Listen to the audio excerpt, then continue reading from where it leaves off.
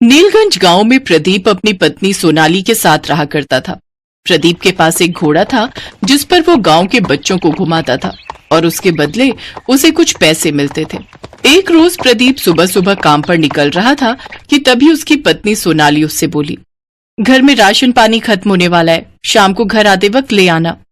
ईश्वर से प्रार्थना करना सोनाली कि आज कोई अच्छी सवारी मुझे मिल जाए ताकि मेरी कमाई ठीक ठाक हो सके। मैं आपसे कितनी बार कह चुकी हूँ कि इस घोड़े को बेचकर आप दूसरा काम शुरू कर दीजिए। ये तुम कैसी बातें कर रही हो सोनाली? ये मेरे माता पिता की आखिरी निशानी है। अरे अब ऐसी निशानी का भी क्या फायदा जिससे हमारे भूखे मरने तक की नौबत आ जाए। क्यों चिंता करती हो भाग्यवान, जो किस्मत में लिखा होगा वही मिलेगा। ये कहकर प्रदीप अपना घोड़ा लेकर चला गया। रास्ते में उसे राजू मिला। अरे प्रदीप भाई, मुखिया जी ने आपको बुलाया। प्रदीप मुखिया के घर पहुंचा। तुम्हारे पिता ने मुझसे कर्ज लिया था, अब तुम मुझे वो कर्ज लौटाओगे, समझे? लेकिन उन्होंने अपना खेत भी तो आपके पास गिरवी रखा था। उस बंजर जमीन का मैं क्या करूंगा भाई? तुम मुझे मेरे पैसे लौटाओ, नहीं तो मैं तुम्हारा ये घोड़ा अपने पास रख लूंगा, समझे? प्रदीप वहां से दुखी होकर चला गया। तभी मुखिया के पास गांव का सेठ आया। काम हो गया क्या मुखिया जी? समझो हो ही गया सेठ जी। शाबाश, आप नहीं जानते बाजार में उस घोड़े की कीमत कितनी है?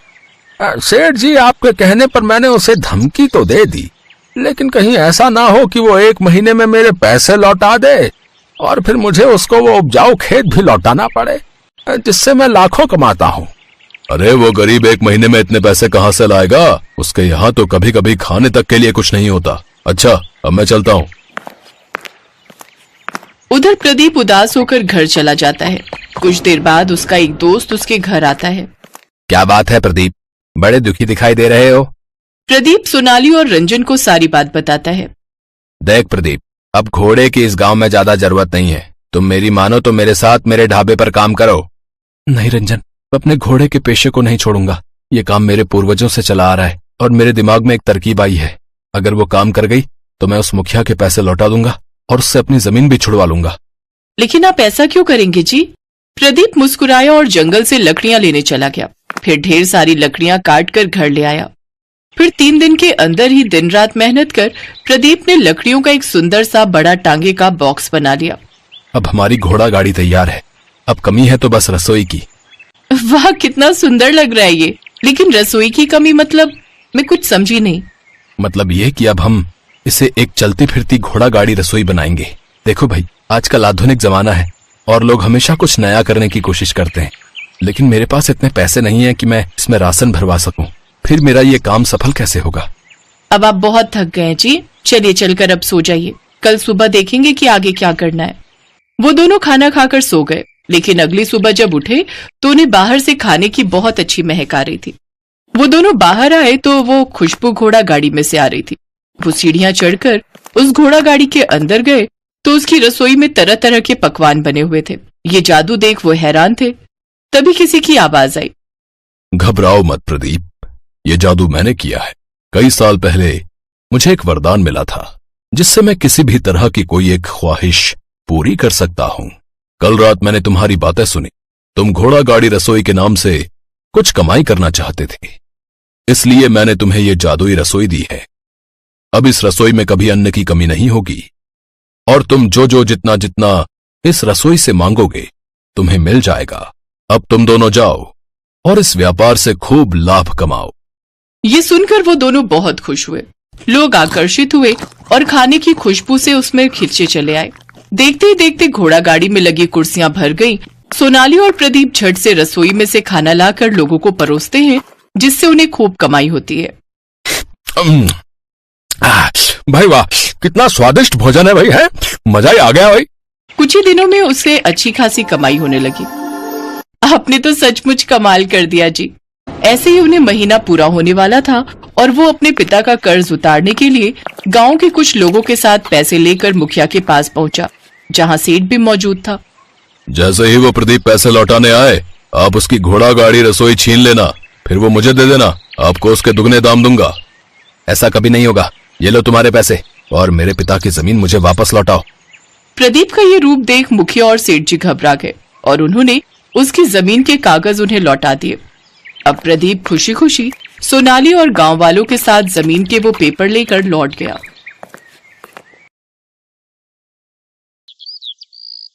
गोपालगंज में किशोर नाम का एक किसान अपनी पत्नी माधवी और 2 बेटियों नेहा और स्नेहा के साथ रहा करता था। किशोर अपने खेत में सब्जियां उगाकर उन्हें बाजार में बेचा करता था। इसी से उसकी रोजी रोटी चलती थी। सब्जी ले लो सब्जी, ताजा ताजा हरी हरी सब्जी। जो आएगा वो खाएगा और जो नहीं आएगा वो पछताएगा। अरे किशोर भाई, ये बात तो तुमने बिल्कुल सच कही। जिसने तुम्हारी हरी ताजी सब्जियों को नहीं चखा वो तो सचमुच पछताएगा। चलो अब मुझे 1 किलो पालक, 1 किलो मूली और हाँ 1 किलो ये मेथी तोल दो भैया। हाँ किशोर भाई, आपके खेत की सब्जियां तो पूरे बाजार में सबसे ताजी और फ्रेश होती हैं। मुझे ना आप 1 किलो सीताफल, 2 किलो टमाटर और साथ में प्याज भी तोल देना। जी, आप दोनों का बहुत बहुत धन्यवाद। आप लोग बस 2 मिनट रुकिए, मैं आपकी सब्जियां तोल देता हूँ। किशोर अपने खेतों की खूब देखभाल करता और उनमें तरह तरह की सब्जियां उगाकर बाजार में बेचता। सर्दियां अब जा चुकी थी और गर्मी का मौसम शुरू हो गया था। गर्मियों के मौसम में किशोर जब भी काम के लिए घर से निकलता तो उसकी पत्नी उसको ठंडा ठंडा सत्तू बना कर देती। अरे माधवी, अगर तुम्हारा सत्तू बनकर तैयार हो गया हो तो मुझे जल्दी से दे दो। सूरज सर पर चढ़ाया है और मुझे बाजार जाने के लिए देर हो रही है। जी अभी लाई। कितना टाइम लगा दिया तुमने। तुम्हें पता है ना, ग्राहक के आने का टाइम हो गया है। जी वो मैं पड़ोस में जो प्रिया मैडम है ना, उनके यहाँ से बर्फ लेने गई थी। आपको पता है उनके घर में तो फ्रिज भी है और एसी भी। जब मैं उनके घर गई तो अंदर एसी चल रहा था। मुझे तो ऐसा लगा मानो मैं राजस्थान से कश्मीर पहुंच गई हूँ। ओए होए, कितना मजा आ रहा था, मैं आपको बता भी नहीं सकती। काश कि अपने घर में भी एक एसी होता। माधवी, अगर सपने से बाहर आ गई हो तो मुझे सत्तू का गिलास पकड़ा दो, मुझे देर हो रही है। अच्छा, अब मैं चलता हूँ। और हाँ, वैसे खुली आंखों से सपने देखने में कोई बुराई नहीं है। देखो देखो है? किशोर अभी घर से निकल ही रहा होता है कि तभी धरती में एक तेज कंपन होता है और जमीन में दरार आने लग जाती है। किशोर को समझते देर नहीं लगती कि ये भूकंप है। वो जल्दी से अपनी पत्नी और दोनों बेटियों को लेकर खुले मैदान में चला जाता है और इस भूकंप में आधे से ज्यादा गांव तबाह हो जाते हैं। किशोर अपने परिवार के साथ सही सलामत बच तो गया था, लेकिन इस भूकंप में उसका सब कुछ तबाह हो चुका था। मई महीने की भीषण गर्मी में किशोर अपने परिवार के साथ यहाँ से वहाँ नंगे पैर भटकता रहता है। उसे कुछ समझ नहीं आता कि वो क्या करे। तभी उसकी बेटी नेहा उससे कहती है, माँ बाबा, मेरे पैर इस धूप में जल रहे हैं, मुझसे और नंगे पांव नहीं चला जा रहा। हाँ बाबा, मेरे पांव भी इस धूप में बहुत जल रहे हैं। नहीं बेटी, तुम मेरी गोद में आ जा और माधवी, तुम स्नेहा को उठा लो। इसके बाद वो दोनों अपने बच्चों को गोद में उठाकर चलने लगते हैं। काफी देर तक धूप में चलने के कारण उनके पैरों में मानो अंगारे के चटके लगने लगते हैं और पाँव में छाले तक पड़ जाते हैं, लेकिन फिर भी आंखों में आंसू की धारा लिए वो दोनों चलते जा रहे थे। कुछ देर बाद वो एक नदी किनारे रुककर पानी पीते हैं और फिर एक बड़े से पेड़ के नीचे झोपड़ी बनाकर उसमें रहने लगते हैं। एक ही झटके में हमारी सारी दुनिया ही उजड़ गई। इतने सालों की मेहनत सब बेकार हो गई। अब हम और हमारे बच्चे कैसे जिएंगे? अगर आप ही हिम्मत हार जाएंगे तो फिर हम सबको कौन संभालेगा? हम अपनी नई जिंदगी की शुरुआत करेंगे। अपने बच्चों की खातिर हम खूब मेहनत करेंगे। उन्हें किसी भी चीज की कमी नहीं होने देंगे। इसके बाद किशोर और माधवी दोनों ही एक अमीर आदमी के यहाँ काम ढूंढ लेते हैं और उसके यहाँ नौकरों का काम करने लगते हैं। उस अमीर आदमी का नाम सेठ राजपाल होता है और वो अपनी पत्नी नयनतारा और बेटे रोहन के साथ रहता था। उनका एक बड़ा सा बंगला था जिसमें जरूरत की हर एक चीज मौजूद थी। घर में 8 कमरे थे और सभी में एसी लगा हुआ था। यहाँ तक उनकी रसोई में भी एसी लगा हुआ था। किशोर उनके घर में साफ सफाई का काम किया करता था, जबकि माधवी उनके लिए खाना बनाया करती थी। एक रोज नेहा और स्नेहा भी अपने माता पिता के साथ सेठ जी के बंगले पर आती हैं। तभी वो दोनों रोहन के कमरे के बाहर खड़े होकर चुपके से देखती हैं। रोहन, ये लो बेटा, ये रही आपकी आइसक्रीम, कोल्ड ड्रिंक और ये पिज्जा। अब आप आराम से बैठकर टीवी देखो। और ये लो, अब मैंने एसी भी ऑन कर दिया। और हाँ, इन सब के बाद आपको स्टडी भी करनी है। Okay, do you understand? Okay mom, मैं सब समझ गया। आप बार बार मुझे एक ही बात मत बोला करो। मैं कोई दूध पीता बच्चा नहीं हूँ। ओके बाबा। अच्छा, अब एसी ऑन है, अब ज्यादा ठंड लगे तो इसे बंद कर देना। Okay okay mom. इसके बाद नयनतारा वहाँ से चली जाती है। उस कमरे से ठंडी ठंडी हवा बाहर भी आ रही थी, जिसका आनंद नेहा और स्नेहा ले रहे थे। वाह यार स्नेहा, कि रोहन तो कितना भाग्यशाली है, इसके कमरे में तो एसी लगा हुआ है। हाँ नेहा, काश हम भी एसी में रह पाते। तभी रोहन की नजर उन दोनों पर जाती है और वो चिल्लाते हुए कहता है, तुम गरीब फटीचर लोग यहाँ मेरे कमरे के बाहर खड़े होकर मुफ्त में एसी की हवा खा रहे हो। चलो निकल जाओ यहाँ से। रोहन उन दोनों को धक्का मारकर गिरा देता है। तभी वहाँ नयनतारा, राजपाल, किशोर और माधवी भी आ जाते हैं। नेहा, स्नेहा बेटी, तुम दोनों ठीक तो हो ना? तुम दोनों को कोई चोट तो नहीं आई ना? नहीं माँ, हम लोग ठीक है। तुम दोनों सच कह रही हो ना? हाँ पापा, हम सच कह रहे हैं, हमें कोई चोट नहीं आई। डैड, आपको पता है ये दोनों फटीचर गरीब कहीं की मेरे रूम के बाहर खड़े होकर मुफ्त में एसी की हवा खा रही थी। ये बात सुनकर राजपाल और नयनतारा गुस्सा हो जाते हैं और किशोर और माधवी को खूब खरी खोटी सुनाते हैं। अरे तुम दोनों ने अपने बच्चों को अक्ल सिखाई है कि नहीं? उन्हें कोई मैनर्स है कि नहीं? इस तरह किसी के रूम के बाहर खड़े होकर मुफ्त में एसी की हवा खा रही है। हमसे गलती हो गई जो तुम्हारे घटिया और गरीब बच्चों को अपने सुंदर से घर में आने दिया। अब इनको बोलो कि जल्दी से यहाँ से रफा दफा हो जाए, नहीं तो मुझसे बुरा कोई नहीं होगा। लेकिन मालकिन, वो क्या तुम दोनों को समझ नहीं आता कि मैंने क्या कहा? जल्दी से निकालो इनको बाहर, नहीं तो तुम दोनों को भी यहाँ से चलता करूंगी और नौकरी पर किसी और को रख लूंगी। बेचारी गरीबी के बोझ के तले किशोर और माधवी नेहा और स्नेहा को वापस झोपड़ी में जाने को कहते हैं और फिर वो दोनों भी बिन कुछ कहे वहां से चले जाते हैं। कुछ दिनों बाद जब उनकी तनख्वाह आती है तो वो अपने लिए किराए का मकान ले लेते हैं।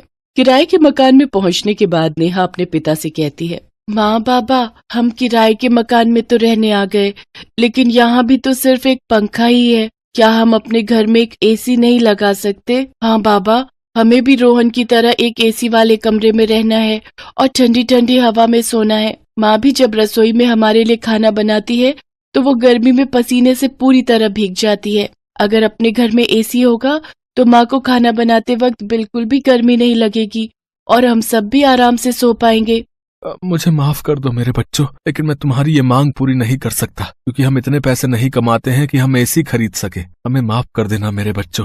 अरे तुम सब उदास मत हो, मेरे पास एक उपाय है जिससे एसी के जैसी ही हवा लगेगी। हालांकि मेरा ये एसी थोड़ा सा देसी और अतरंगी है। इसके बाद माधवी रजाई को गीला करके खिड़कियों पर टांगती है जिससे घर थोड़ा ठंडा हो जाता है। लेकिन इसके बावजूद भी दोनों बच्चों का मुंह उतरा ही हुआ रहता है। अपने बच्चों को उदास देखकर किशोर और माधवी भी उदास हो जाते हैं। ऐसे ही कुछ दिन बीत जाते हैं। एक रोज नयनतारा अपने गार्डन के पौधों को पानी दे रही होती है कि तभी वहाँ कुछ गुंडे आते हैं और नयनतारा को किडनैप करके अपने साथ ले जाते हैं। उसको किडनैप होता देख किशोर और माधवी देख लेते हैं और वो जोर से चिल्लाते हैं, मालकिन! माधवी जल्दी चलो, हम साइकिल में बैठकर उनका पीछा करते हैं। तब तक तुम पीछे बैठकर पुलिस को फोन लगाना। इसके बाद किशोर और माधवी जल्दी से साइकिल में बैठकर उन गुंडों की वैन का पीछा करते हैं और आखिरकार उन्हें रोक लेते हैं और किशोर उन गुंडों को खूब पीटता है। तभी पुलिस भी वहां आ जाती है और उन सबको गिरफ्तार कर लेती है। घर पहुंचकर नयनतारा राजपाल और रोहन को सारी बात बताती है। अब उन तीनों को ही अपने किए पर बड़ा पछतावा था।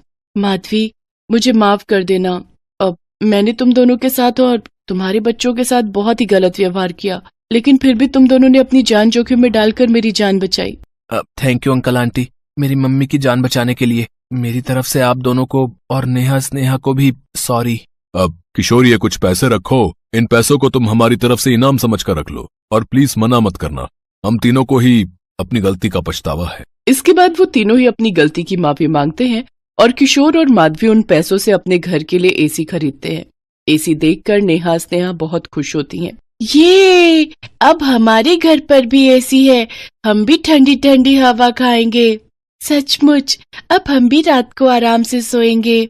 इसके बाद वो तीनों ठंडी ठंडी हवा में एसी में चैन की सांस लेते हैं।